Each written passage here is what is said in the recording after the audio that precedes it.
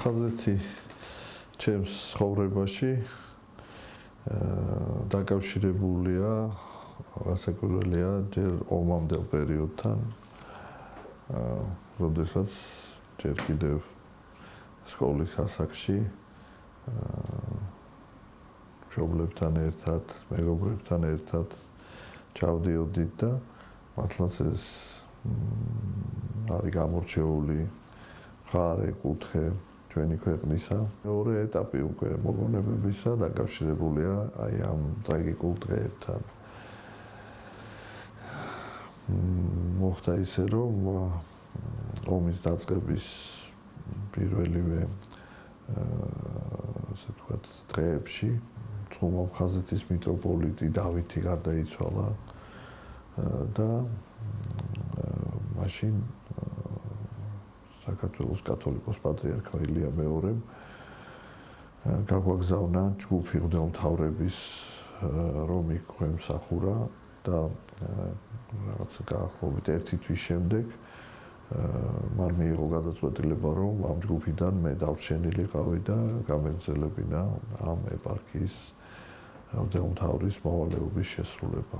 აი ამ ტრაგიკულ დღეებთან დაკავშირებულია როგორც ესეთი ტკივნეული მოგონებები, რაც ადამიანების გაჭირვების ხილვას მოჰყვება, ასევე მოგონებები ძალიან ამაღლებული მოგონებები იმისა თუ როგორ ამჟღავნებდნენ ადამიანები თავიანთ ღირსებას. იქნებოდა ეს მეომრები თუ იქნებოდა ეს ჩვეულებრივი მოსახლეობა, მშვიდობიანი მოსახლეობა და ნამდვილად ძალიან ბევრი მაგალითი იყო გმირობის. სოფელი დამიში იყო ესეთი ვითარებაში, რომ გადადიოდა ხელიდან ხელში რაღაც პერიოდულად და ჩვენ მოახერხეთ იქ ჩასვლა იმ პერიოდში, როცა ჩვენი მეომრები იყვნენ ამ სოფელში, რაც ძალიან ბევრ სირთულესთან იყო დაკავშირებული. იქ რაღაც საგანგებო დაცვით შევედით და იქ გაგვევა ადგილები, რომლებიც არ იყო ჩვენ მიერ კონტროლირებადი და რომ მივახციეთ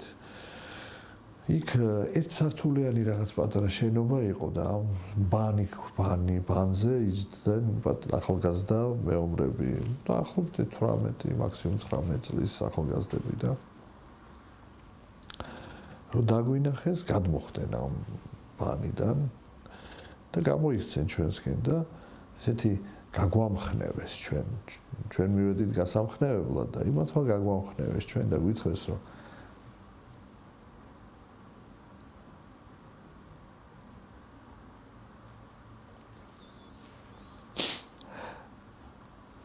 უცნაურია, მაგრამ ამ სიტყვებს რომ ამბობს, აი მექანიკურად ძრემლი მომდის.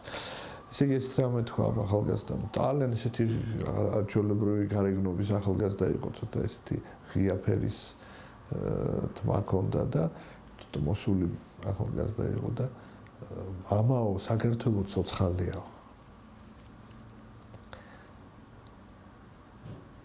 და ეს იყო ძალიან მნიშვნელოვანი და მე უბრალოდ მინდა ვთქვა რომ ეს იყო ჩემთვის არის სიმბოლო იმისა რომ საქართველოს მართლა ცოცხალია მიუხედავად იმისა რომ იგი ძალიან სნეულია და მიუხედავად იმისა რომ იგი ძალიან ასე ვთქვათ რთულ ვითარებაშია და ბევრი რამ დაკარგა მან რაც ჰქონდა წარსულში და ამის აღდგენა რასაკვირველი ადვილი არ არის. ეს არ იყო ომი ქართველთა და აფხაზთა შორის.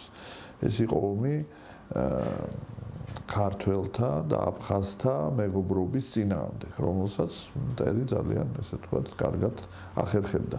და ისევ მინდა ვთქვა, რომ აქ ჩვენც ავართ დამნაშავე, იმდენად, რამდენადაც მტერი ვერასოდეს ვერ შეძლებს ძმებს შორის შუღლის ჩამოგდებას, თუ ძმებშიც არ არის რაღაცა ზნეობრივი ასეთი დასუსტება. ვცდილობთ, რომ აი გადმოსვლის დროს მე ჭუბერში ჩვენ მაქსიმალურად დიდხანს დავრჩით, სანამ თითქმის მთელი მოსახლეობა არ იქნა გაყვანილი ბოლომდე, ვეცადეთ რომ იქ ყოფილიყავი და იქ გაგვემხნევებინა. გარდა იმისა, რომ ყოველი ადამიანისთვის, პირადად ჩემთვის და ჩემი ჯგუფის წევრებისთვის იყო მძიმე, არ ვიცოდით, გადავიდოდით, არ გადავიდოდით, რამდენად გაუძლებდით ამ დატვირთვას და ეს ღელვარება ახდა.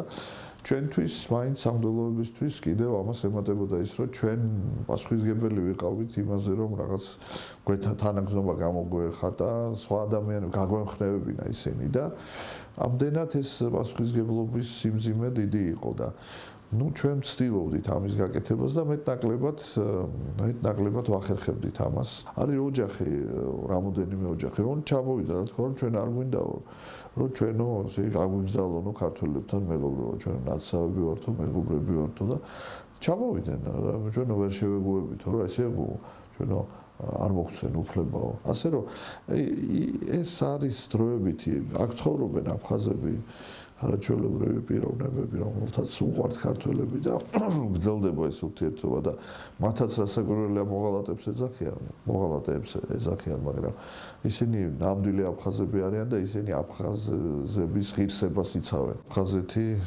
რომელიც მშვენიერია ყოველ მხრივ ფიზიკურადაც, კულტურულადაც, რელიგიურადაც, სულიერად.